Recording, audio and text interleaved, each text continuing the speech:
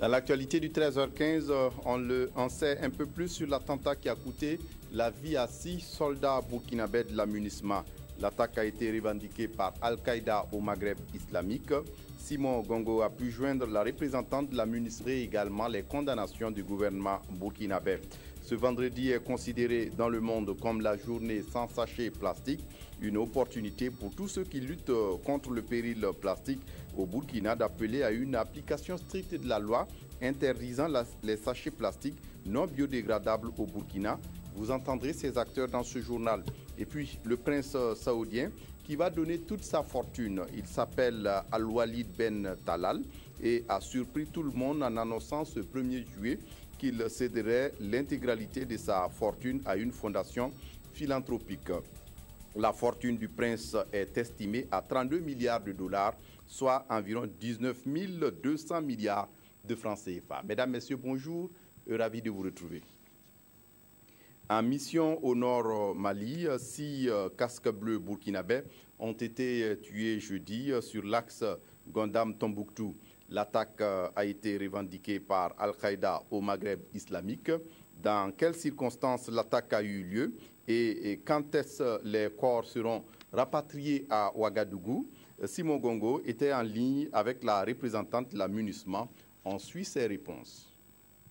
Il s'agit d'une attaque qui était en forme d'embuscade par des hommes armés sur un convoi de la MINUSMA sur l'axe Gundam et la ville de Tombouctou et à presque 45 km sud-ouest de la ville de Tombouctou à 9 h du matin. Ils ont été immédiatement hier transférés à Tombouctou pour recevoir à l'hôpital de la MINUSMA pour recevoir les soins nécessaires. Mais il s'est avéré que parmi les 5 blessés, il y avait 4 qui avaient souffert des blessures très graves. Alors, ils ont été évacués hier soir, en début du soir, en fait, hier. Ils ont été transférés à un hôpital à Dakar, au Sénégal, pour recevoir des soins plus avancés, compte tenu de la gravité de leurs blessures. Le 5e blessé est toujours à notre hôpital à Tombouctou. Pour ce qui est des soldats et des casques bleus qu'on a perdus malheureusement et que Dieu ait leurs âmes, leurs corps ont été rapatriés hier, enfin rapatriés non, mais plutôt transférés de Tombouctou à Bamako hier soir. Et bien entendu, ils seront rapatriés dans les 2 jours qui viennent à leur patrie d'origine. Je dois rappeler que avec la perte de nos braves soldats de la paix du Burkina Faso, le nombre de nos pertes humaines dans des actes hostiles maintenant s'élève à 42 depuis le déploiement de la mission qui a 2 ans. Alors, nous continuons, comme je l'ai dit, avec la même détermination. Le phénomène du terrorisme requiert plusieurs intervenants et plusieurs actions et une lutte continue qui n'est pas facile, qui ne sera pas rapide, qui nécessite le concours de tous. Voilà la porte-parole de la MINUSMA au Mali. Et puis ce communiqué du service d'information du gouvernement, attaque de la patrouille Badea 3, les condoléances du gouvernement. Le communiqué est ainsi libellé. Une patrouille du bataillon Badea 3 déployé au sein de la MUNISMA, mission multidimensionnelle intégrée des Nations Unies pour la stabilisation du Mali, a été l'objet d'une embuscade sur l'axe Ngoundam-Tombouctou par des hommes armés non identifiés.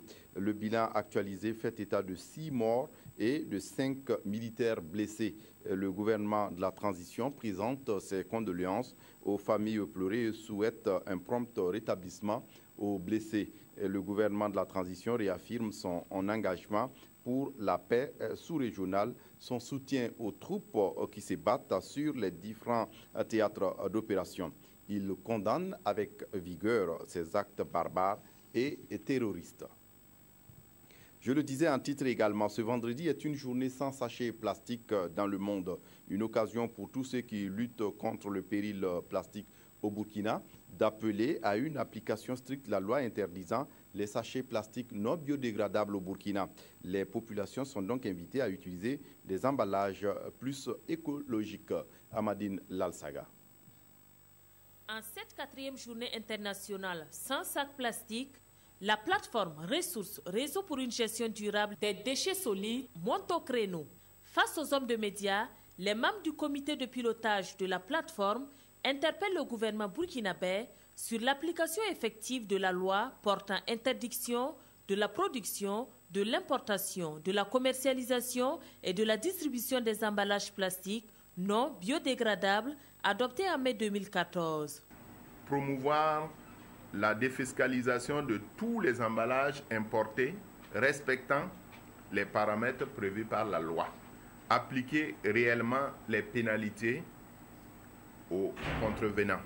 Privilégier une collaboration sous-régionale dans la mise en œuvre de la loi. Déployer et communiquer davantage sur le programme de traitement et de valorisation des déchets plastiques.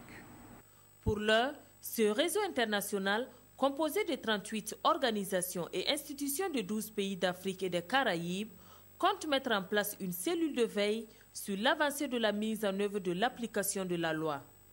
La plateforme Ressources a saisi l'occasion pour inviter les populations à utiliser les emballages et autres objets plus écologiques afin de venir à bout au péril plastique.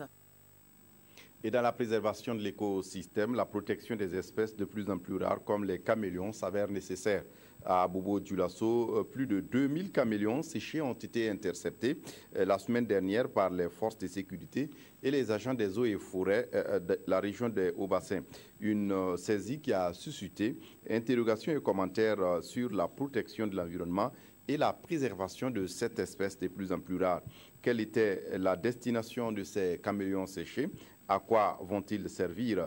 Les interrogations restent tout entières. En attendant, le reportage de Moumouni Baro. Ceci est un lot de plus de 1800 caméléons séchés en provenance du Niger pour le Mali. C'est une saisie des agents des eaux et forêts en collaboration avec les services de sécurité et de douane. Vu cette quantité importante, la question qui se pose est de savoir si l'animal est protégé ou pas.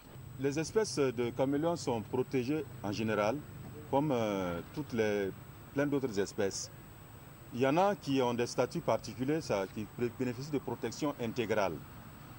Cette espèce particulière ne fait pas partie de cette liste sur le plan international. Comme tout animal, le caméléon fait partie de la biodiversité faunique dont son rôle dans l'équilibre de l'écosystème n'est plus à démontrer. Comme l'homme, chacun a son importance dans la vie pour avoir été créé. Donc il n'y a pas une créature qui est inutile.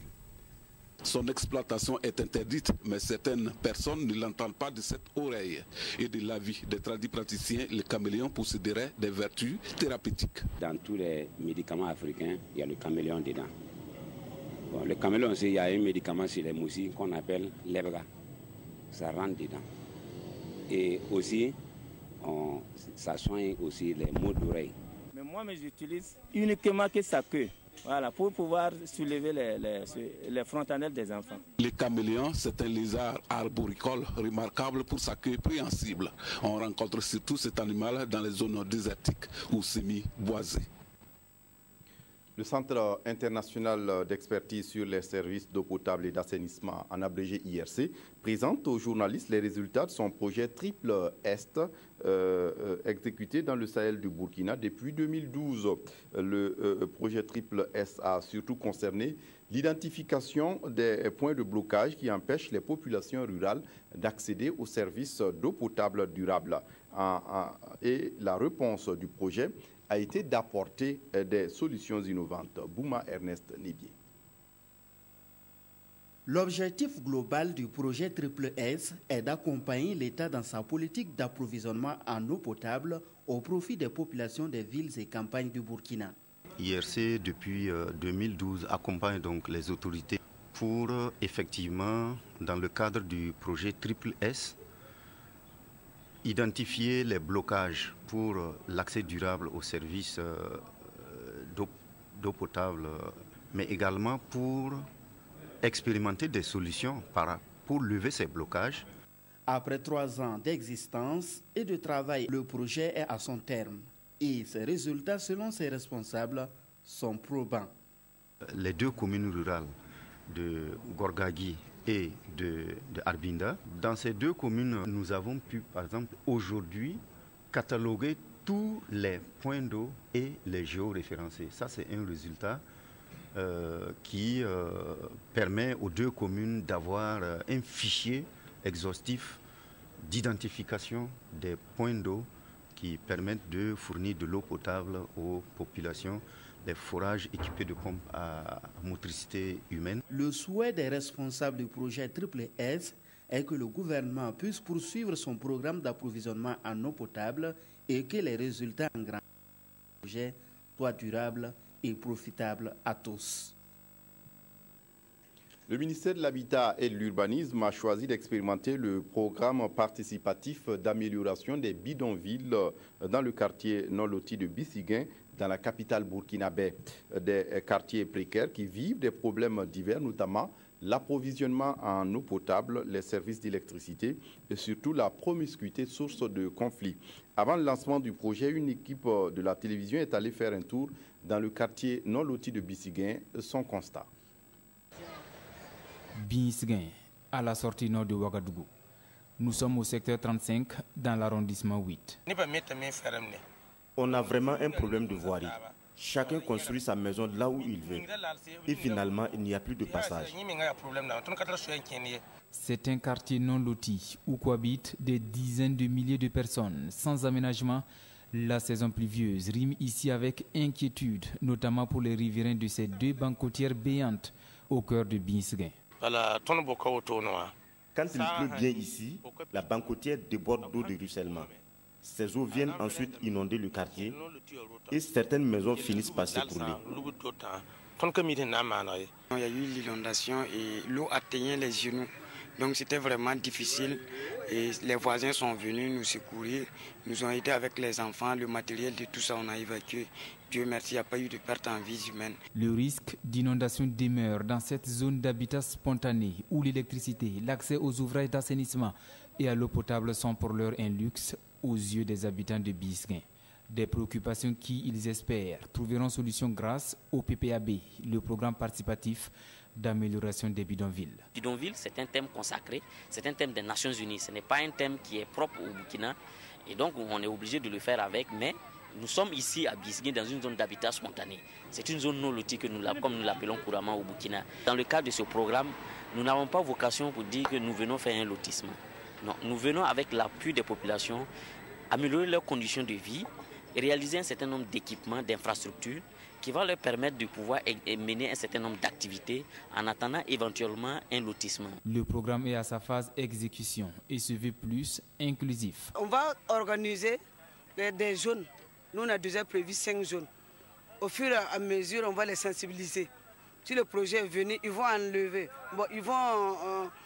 enlever les voies que l'eau ne peut pas passer là. Ça, ils vont essayer d'arranger ça. Et ensemble, nous, on va voir comment il faut faire pour que ce ne soit pas comme avant. Le programme participatif d'amélioration des bidonvilles est une initiative de l'ONU Habitat et mise en œuvre dans une douzaine de pays ACP, Afrique, Caraïbes, Pacifique, avec le soutien de la Commission européenne. C'est un reportage de Draman Dadjan. À Fadan Gourma, par contre, des populations sont menacées de déguerpissement. Et la section locale de la coalition contre la vie chère a organisé, courant semaine dernière, une marche contre le déguerpissement de ces populations. Il s'agit des populations d'un hameau de culture situé non loin d'une zone de pâture. Environ 7000 personnes sont concernées par ce déplacement forcé. La coalition estime injuste la mesure de déguerpissement et entend soutenir les populations menacées contre ce qu'elle considère comme l'arbitraire. Lambert Soma sur place à Fada.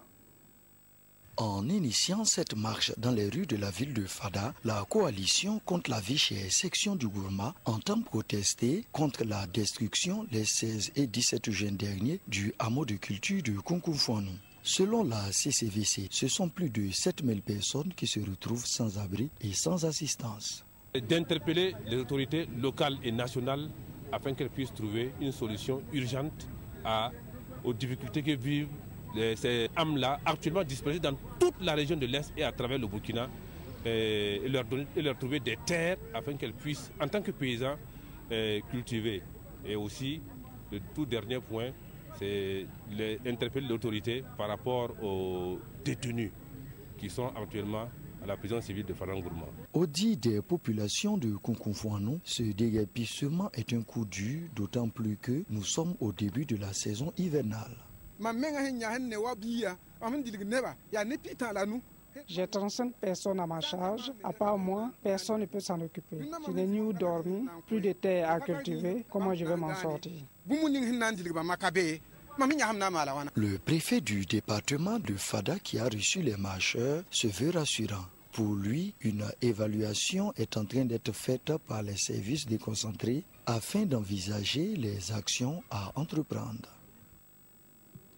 Et puis, présentation des films du projet de formation de jeunes cinéastes des 5 pays africains sur des questions de l'extrémisme violent en partenariat avec l'ambassade des États-Unis à Ouagadougou. C'était hier dans la soirée à l'Institut français de Ouagadougou et dans le cadre du festival Ciné Droit Libre qui prend fin demain samedi. Ismaël Sirima.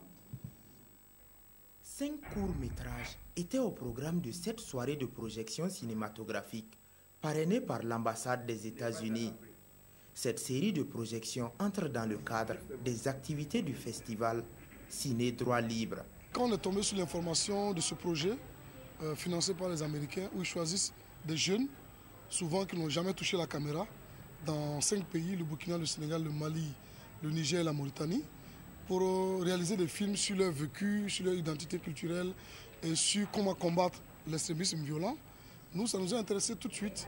C'est ainsi que le réalisateur burkinabé Sédou Touré a présenté dans son œuvre intitulée De la plume à l'âme la vulnérabilité des mendiants à se faire enrôler par les groupes extrémistes.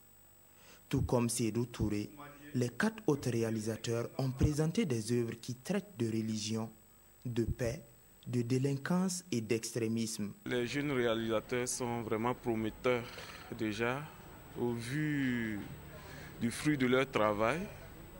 Toutes les thématiques abordées, le viol pour le dernier, le grand banditisme.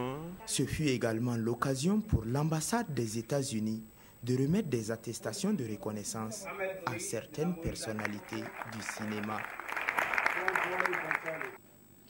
Et puis, pour terminer, 6 casques bleus burkinabés ont perdu la vie dans une embuscade au Mali. Les parutions de ce vendredi en font un large écho avec des commentaires à l'appui. Et puis, l'affaire des militaires français pédophiles alimente les parutions du jour. La revue de presse de Jacques Lamissa Tarpaga.